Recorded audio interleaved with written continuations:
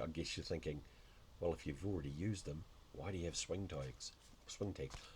I'll get to that in a second.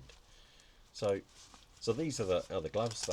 They're a very very nice glove. They've got a cinch strap in the at the wrist, and then the gauntlet part velcros across as well. It's all velcro. It's got the knuckle guards. It's Gore-Tex.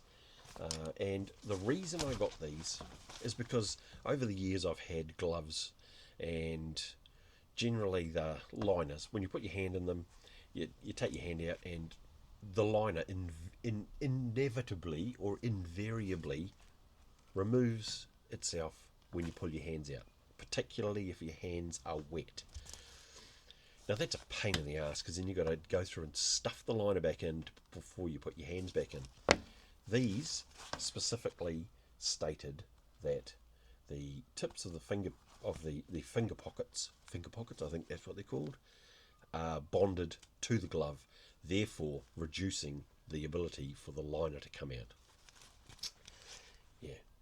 Well, if I'm nothing else, I am one to fucking test products to their limit, and sure enough, by the time I got to Taupo, with my wet hands, the fucking liner came out of these gloves, which annoyed me a little bit, especially since I paid, and you're gonna have to sit down for this one, because yeah, this is pretty $299, like $300 for these gloves.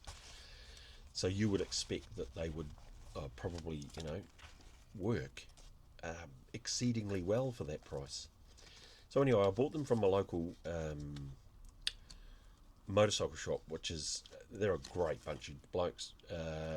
And when I bought them, the guy that sold them to me said, they do say that the end of the fingers are bonded, but always grab the end of the fingers before you pull your hand out of the glove.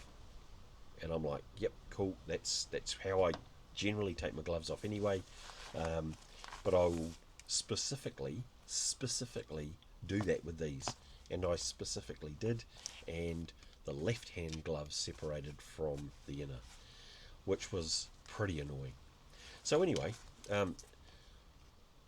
this is where I come back to Revit gear.